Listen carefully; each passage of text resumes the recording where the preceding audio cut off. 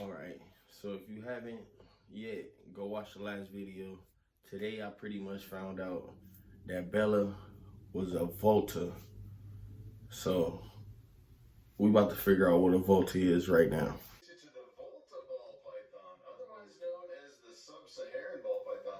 When it comes to the Volta, I'd say most people consider it to be like the giant gene in ball pythons. So a lot of them actually have a really thick body, and some of them can have like a really thick head, like twice as thick as a lot of other ball pythons. And the Voltas can get bigger than a regular ball python. You'll actually see some Voltas that are over 7,000 grams, and I've actually seen reports of people hatching out Volta hatchlings that are over 120 grams, which is like twice the size of a normal hatchling. And when it comes to the Voltas, I'd say it's not really a gene per se. If you're actually thinking about, recessive, dominant, or co-dominant, it doesn't really follow your typical genetics. Essentially what it is, it's a locality-specific ball python. I guess pretty much the closest thing you can compare it to would be like the dwarf reticulated pythons. We actually have pretty much the same snake, just a smaller version of a reticulated python versus like the mainland. It's kind of the same thing, except in this case you have the larger size ball python compared to a normal ball python. And it's kind of interesting if you actually look at the reticulated pythons. A lot of people will keep track of the percentages of the dwarf in their reticulated pythons. For example, I actually have Lucy, that's my big reticulated python that lives on my pool table, and she's actually 50% Jampea dwarf. 50% dwarf, and she comes from the island of Jampea. And kind of the advantage of the reticulated pythons and the dwarfs is they actually come from islands. They're completely separated from all the other reticulated pythons. So when you breed them back, you can really keep an eye on the percentages of the dwarf, the percentages of the mainland, and keep tracking it that way. And when it comes to the Volta ball pythons, essentially what it is, it's all the same landmass. So sometimes I've actually seen people getting Volta ball pythons from the Volta locality of Africa that aren't really big and thick bodied like you would think. So sometimes there can be a lot of variations in your Voltas. I think that's one of the reasons they really don't keep track of the percentages of the Voltas in their offspring versus, if you actually compare that to the percentages of the dwarfs in the reticulated pythons.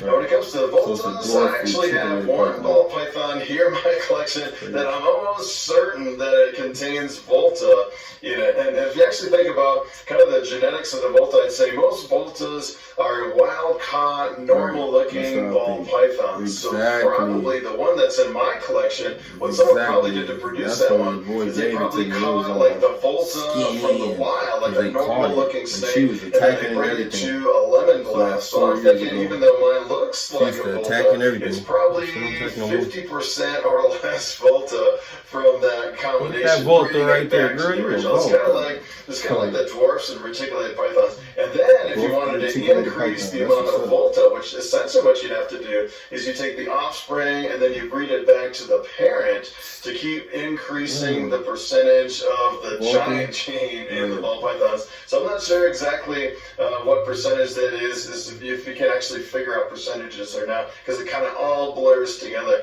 But I'd say in most cases, people are thinking of a larger bodied ball python when it comes to the Voltas. What I need.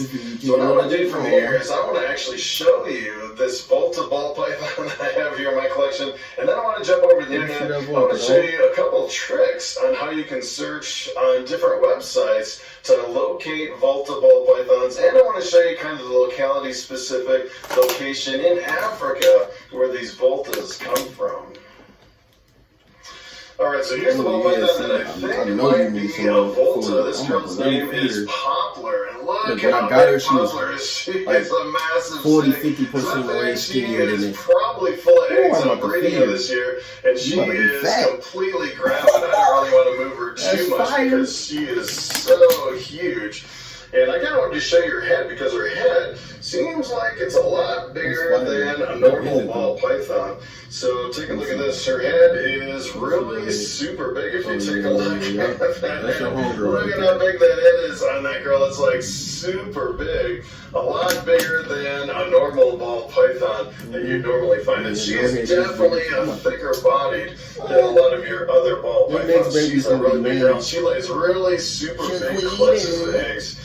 And a lot of people say that they believe that a lot of the Voltas kind of have more of an orange color or more of a gold color in the Voltas. Although I have seen a lot of people, well, they'll actually get like a whole bunch of hatchlings, the wild-caught hatchlings from the Volta area. And sometimes I'd say they can really vary. Sometimes they look really dark. Sometimes they look orange. Sometimes they look yellow. It's kind of like the normal variability of a normal ball python. So I don't think there's any one particular color that you'll actually see on the majority of your Voltas. But let me tell you, if you have a really super big ball python like this that's really big and beefy with a really big head like this girl, you could be pretty sure that you might have a Volta ball python.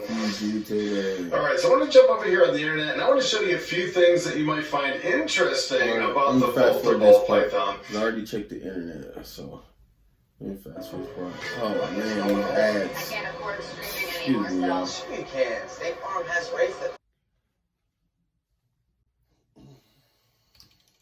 And I'd say you could probably drop the granite from the Inferno. Might not be able to fast forward, granite so in the mix just for go down like, to the strict Chris definition Hardwick's of the page Inferno. and watch But the essentially video. what the granite does is it gives you a little bit of pixelation on the side of the snake and the pattern. She's a Volta. And I've actually seen a lot of people, well, they'll do the 3-gene combination, drop the granite, girl, and still list the combination as an Inferno. It doesn't have that much of an effect. And another thing you can actually do is if you actually go through the Inferno, you can add other brightening genes to the mix. So you can actually add like Orange Dream or Super Orange Dream or Fire to those other brightening genes like the pastel and the yellow belly mixed in with the hidden gene mola to give you some really amazing bright combinations. So that is pretty much it. One more thing I wanted to show you at the end is I wanted to show you the head of Bobby compared to the head of that Volta ball python that I think is a Volta here in my collection. And if you actually look at the difference, Bobby is a pretty big snake. He is an 8-year-old male.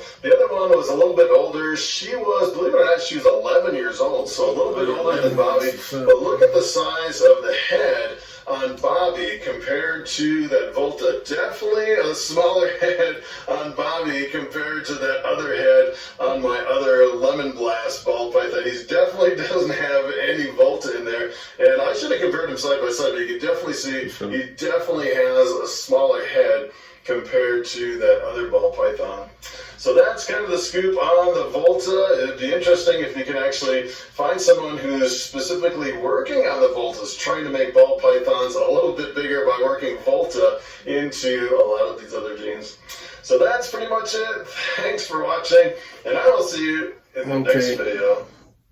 Yeah, that's pretty much. I was watching Chris Hardwick's Volta page. This was about what, a couple months ago. He did this. Good looking, bro, on their knowledge. You gotta know new stuff. You gotta learn new stuff every day. So I appreciate you guys for tuning in, watching the video while I watch the video. Yeah, see you guys in the next clip. Tat BMWs, and we out.